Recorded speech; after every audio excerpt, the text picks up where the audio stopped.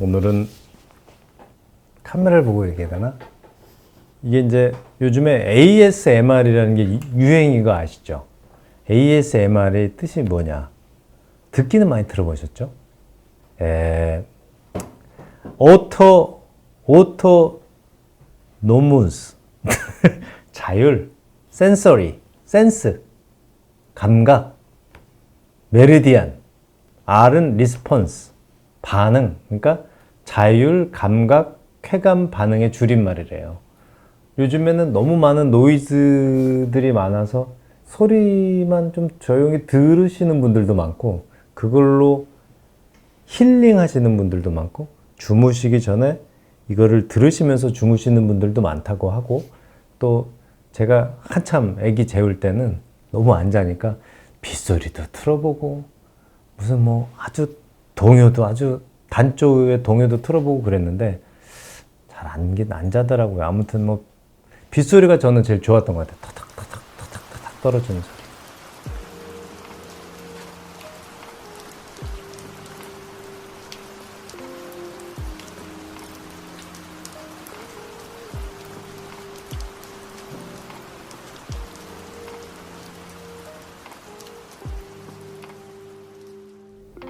많은 분들이 저희 댓글에 보면 이거 뭐 듣는 것만으로도 괜찮다. 영상을 듣는 것만으로도 좋다. 그래서 오늘은 아무 움직임 없이 뭔가를 좀 읽어드리고 뭔가를 들려드리고 그런 시간을 좀 가져볼까 합니다. 안 웃기고 웃기고 싶은데 그래서 안 웃기고 소리를 들려드릴까 합니다. 제가 아이를 키우다 보니까 동화책을 거의 이제 자주 어딜 보고 얘기해야 되는 거니? 카메라를 보고 그 동화책을 자주 읽어줘요. 근데 동화책이 저는 깜짝 놀란 게 은근히 환경에 대한 이야기가 많아요. 저는 읽을 때마다 깜짝 놀랐거든요. 그래서 우리의 아이들, 뭐 보통 뭐 어려운 말로 미래 세대 이런 얘기를 하는데 미래 세대는 교육이 잘 되어가고 있구나. 그리고 우리 아이들도 이렇게 환경책을 좀 읽었더니 저기 쓰레기 누가 버렸어? 저러면 안 되는데 그런 얘기를 하더라고요. 그래서 야 이게 교육이 잘 돼 있구나라고 생각이 됐는데 그런 그 환경에 관련 책들을 좀 읽어드릴까 해요. 들으시면서 푹 주무시면 되겠습니다. 이거 우리 아기가 좋아했던 책인데 뚜레 보물을 모으다. 이 책을 보면서 뚜레가 나랑 비슷하다 그런 생각을 좀 했거든요. 네. 자, 읽어보겠습니다.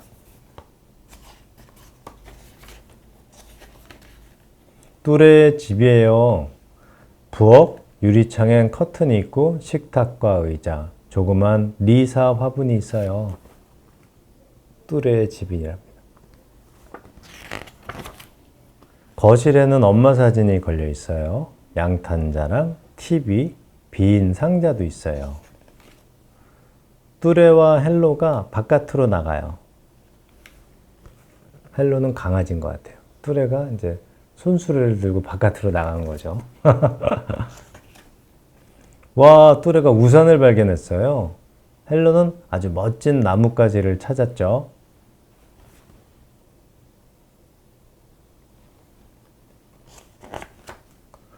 뚜레는 부서진 자전거를 주웠어요. 헬로는 고장난 전화기를 물고 왔죠.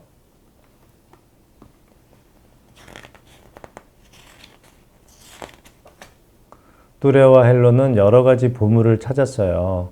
커다란 나무통이랑 기다란 줄도 있어요. 뚜레와 헬로는 주운 걸 모두 손수레에 싣고 집으로 가요. 수레 싣고 이제 집으로 가는 겁니다. 가져온 물건들은 거실 구석에 쌓아놨어요. 헬로, 저것 좀 봐. 우리 보물이야. 이렇게.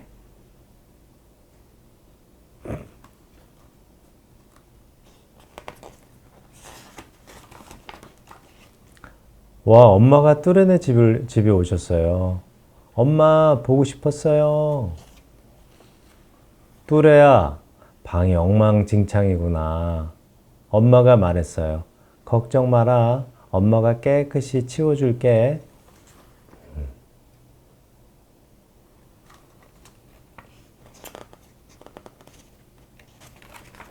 엄마는 뚜레의 보물들을 모두 치웠어요. 하나도 남김없이. 몽땅.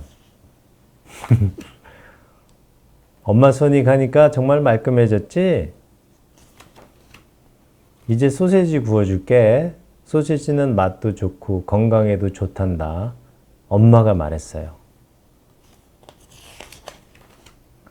엄마 고맙습니다. 소세지 정말 맛있었어요. 안녕히 가세요.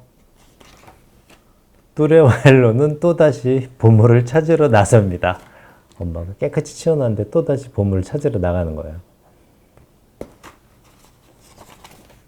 끝이에요. 아, 참. 아. 그러니까 이제 이걸 보면서 이게 뭐 좀 결론이 좀 이렇게 애매하게 끝나는 건데, 아, 우리도 그 많이 주웠던 그런 것들이 생각나요. 우리 가끔 제 어머니가 야, 이거 뭐하러 주워왔냐? 그런 얘기 할 때가 있거든요. 좀 비슷하더라고요.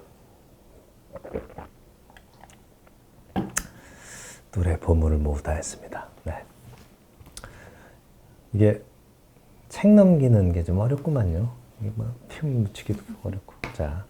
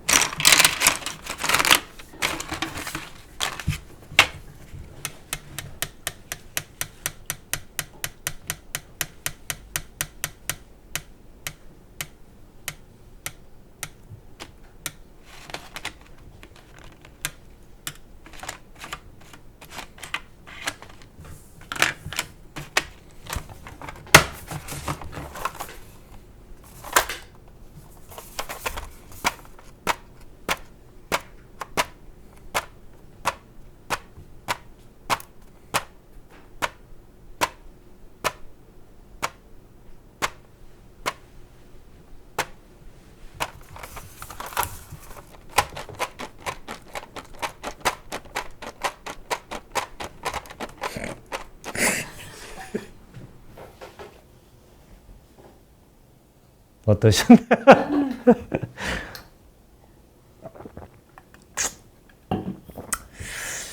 다음 읽은 책은 온난화에 대한 책을 제가 좀 가지고 왔는데, 이 온난화에 대한 부분은 이제 환경에 대해서 관심이 없는 분들도 이거 도대체 안 되겠다 이렇게 이야기를 하시는 분이 있어요.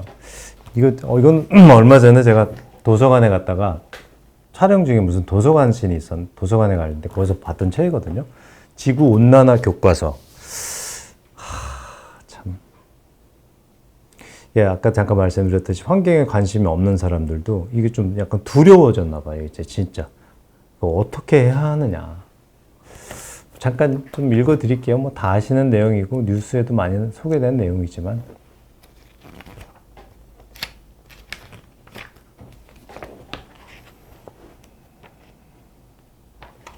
지구 온난화의 위험이 문제시된 지 오래다. 18세기 중엽에 본격적인 산업화가 진행된 이후 인류는 많은 화석 연료, 석탄과 석유 등을 연소해 대량의 이산화탄소를 배출해왔다. 이산화탄소 등을 온실가스라고 하는데 태양에서 지구에 이른 에너지가 다시 우주 공간으로 달아나는 것을 막아 지구에 머무르게 하는 작용을 한다. 그래서 대기 중에서 온실가스가 증가하면 지구의 열이 가두어지는 상태가 되어 지구 온난화가 일어난다. 지구 온난화를 막기 위해 중요한 역할을 하는 기구가 기후 변화에 관한 정부 간 협의체 IPCC 국제연합 조직으로 2022년 현재 195개 국가와 지역이 참여하고 있다. 원인은 인간이다. 그렇죠? 인간의 편리함 때문에 이렇게 된 거니까. 온난화로 지구의 기온이 모든 지역에서 똑같이 상승하는 것은 아니다. 넓은 범위가 얼음으로 뒤덮인 북극 지역은 다른 지역보다 기온이 크게 상승한다. 북극 지역의 기온 상승이 큰 이유에 대해 에모리 박사는 다음과 같이 설명한다. 얼음은 태양광을 반사하지만 온난화에 의해 얼음이 녹으면 지면이 노출돼 태양광을 흡수하기 때문에 기온이 상승한다. 일단 얼음이 녹기 시작하면 기온이 올라가기 쉬워져 얼음이 더 많이 녹는 악순환에 빠진다. 100년 전에 비해서 북극 남극에 있는 얼음이 많이 녹았다고 하죠. 지금 우리 기온이 평균 1.5도 정도 높아졌다는 거죠. 3도씨가 되면 이 세상은 멸망한다. 그런 이야기도 있어요. 네. 최근에 세계적으로 기상이변이 빈발하는 요인 중 하나는 이산화탄소 등의 온실가스 증가로 생기는 지구온난화의 영향이라고 생각한다. 하지만 이건 그렇게 단순하지 않다. 자연의 요동도 기상이변을 일으키는 요인이 되기 때문이다. 2015년 파리에서 개최된 제26차 UN 기후변화협약 당사국 총회에서는 파리 협정이 합의됐다. 이에 따라 개발도상국을 포함해 협약을 체결한 196개국과 지역이 온실가스 배출량 감축에 나섰다. 파리 협정의 장기 목표에는 세계의 평균 기온 상승을 산업화 이전에 비해 2도씨보다 충분히 낮게 유지함과 더불어 1.5도씨로 억제하는 노력을 기울일 것이라고 명기돼 있다. 이 목표를 달성하기 위해 인간 활동에 의한 세계 전체의 온실가스 배출량을 21세기 후반에는 실질적인 제로로 한다고 명기돼 있다. 실질적인 제로란 화석 연료의 사용 등으로 인한 인위적인 온실가스 배출량과 인위적인 대책을 통한 온실가스의 흡수량을 갖게 한다는 의미로 탄소 중립이라고도 한다. 다시 말해 배출을 제로로 하는 것이 아니라 배출해도 좋지만 배출한 만큼 흡수한다는 의미다. 협약을 체결한 각국은 5년마다 온실가스 배출량 감축 목표를 국제연합에 제출하고 그 목표의 실현을 위해 대책을 의무적으로 실시해야 한다. 낙관적인 대책 불필요로는 부정되었다. 이번 보고서에서는 세계 평균 기온이 산업화 이전의 평균에 비해 2011년에서 2020년 사이에는 1.09도씨 상승했음이 제시됐다.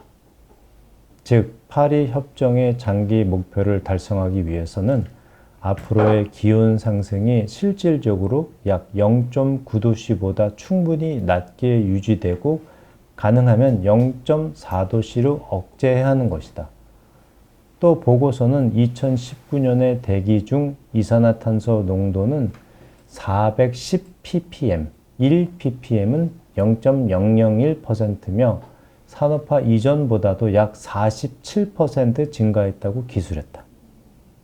이대로 계속 증가하면 가까운 미래에 산업화 이전의 이산화탄소 농도의 2배에 도달하게 된다. 이산화탄소 농도가 산업화 이전의 2배가 되고 나서 충분히 시간이 경과했을 때의 세계 평균 기온 상승을 평형 기후 민감도라 한다. 지구가 얼마나 온난해지는지를 나타내지는 지표라고 할 수 있다. 이번 보고서에서는 지구의 평형 기후 민감도는 2.5에서 4도씨의 범위일 가능성이 높고 최량 추정치는 3도씨로 판정됐다.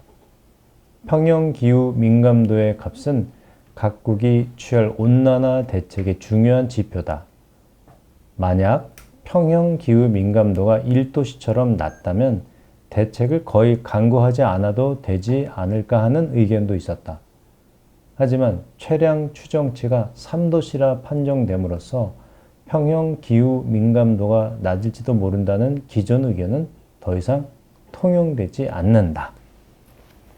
중요한 거는 탄소 중립이라는 거는 탄소를 배출하지 않는다가 아니라 탄소 배출을 줄이고 탄소를 흡수할 수 있는 흡수량을 높인다는 거죠. 그러니까 그래서 탄소가 0이 되는 시점을 탄소 중립이라고 하는 거예요.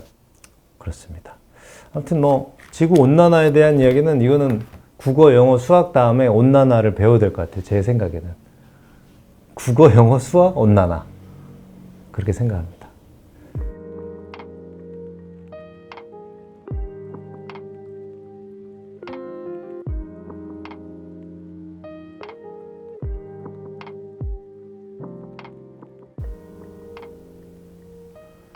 김광섭의 시 성북동 비둘기. 급격한 산업화 도시화로 인한 자연 파괴와 환경 오염을 비둘기의 입장에서 쓰인 시이다. 성북동 산에 번지가 새로 생기면서 본래 살던 성북동 비둘기만이 번지가 없어졌다. 새벽부터 돌개는 산울림에 떨다가 가슴에 금이 갔다. 그래도 성북동 비둘기는 하느님의 광장 같은 새파란 아침 하늘에 성북동 주민에게 축복의 메시지나 전하듯 성북동 하늘을 한 바퀴 휘돈다. 성북동 메마른 골짜기에는 조용히 앉아 콩알 하나 찍어 먹을 널찍한 마당은커녕 가는 데마다 채석장 포송이 메아리 쳐서 피난하듯 지붕에 올라앉아 아침 구공탄 굴뚝 연기에서 향수를 느끼다가 산 1번지 채석장에 도로 가서 금방 따낸 돌 온기에 입을 닦는다. 예전에는 사람을 성자처럼 보고 사람 가까이서 사람과 같이 사랑하고 사람과 같이 평화를 즐기던 사랑과 평화의 새 비둘기는 이제 산도 잃고 사람도 잃고 사랑과 평화의 사상까지 날지 못하는 쫓기는 새가 되었다. 68년 시인데 이제 성북동이 개발되기 시작한 거죠. 성북동이라는 동네는 윗동네하고 아랫동네로 나뉘어져 있는데 윗동네는 되게 부촌이에요. 윗동네에 북악산 줄기에 집들을 60년대 후반부터 짓기 시작한 거예요. 그래서 고급 집들이 지어졌고 그 전에 무슨 삼천각이라든가 그때 갔던 길상사는 원래 있었었고 그 주변에 집을 막 대대적으로 짓기 시작한 거예요. 그래서 도시화가 되면서 사람들이 몰려들고 거기에 고급 주택 단지들이 들어설 때에 김광섭이라는 분이 비둘기에 의인화해서 성북동에는 비둘기가 쫓겨다니는 신세가 됐다라는 교과서에 나오는 시죠. 네, 성북동 비둘기였습니다. 나태주, 지구 할아버지. 사람이 아플 때 사람만 아픈 것이 아니라 나무도 풀들도 아프고 새들이나 흰 구름도 아프고 바람이나 하늘까지 아프다. 끝내는 지구도 아프다. 아프냐? 많이 아프냐? 네, 아파요. 많이 아파요. 그럴 때 사람은 지구의 마음을 짐작합니다. 지구는 오래 살아 할아버지다. 사람들이 괴롭혀서 많이 앓고 계시는구나. 신음까지 하고 계시는구나. 그 마음에 가서 악수한다. 아프셔요? 많이 아프셔요? 그래, 그래. 나도 많이 아프단다. 지구가 할아버지라는 거죠. 오래됐으니까, 지구가. 그 지구는 인간이 주인이 아닌데, 그지? 사실은. 인간이 주인처럼 그게 몇백 년이 안 된 거 아니야. 그러니까 지구에는 동물하고 사람하고 풀, 여러 가지 것이 뭐 태양, 달빛, 물, 나무 다 같이 사는 건데, 근데 사람이 워낙 다른 것들에 비해서 똑똑하고 영리해서 자기가 주인인 것처럼 나무도 베고 동물도 죽이고 그래서 자기 것처럼 사용을 했다는 거지. 그러면서 오는 것이 바로 환경 문제인데, 그치? 그래 봐야 100년도 못 살면서 주인 행세를 한다는 거지. 맞아. 그렇게 살 필요는 없는데, 주인처럼. 좋은 말이네, 진짜. 지구 할아버지한테 죄송하네. 죄송해. 아휴, 플라스틱만 생각나나, 아까부터도. 알겠습니다.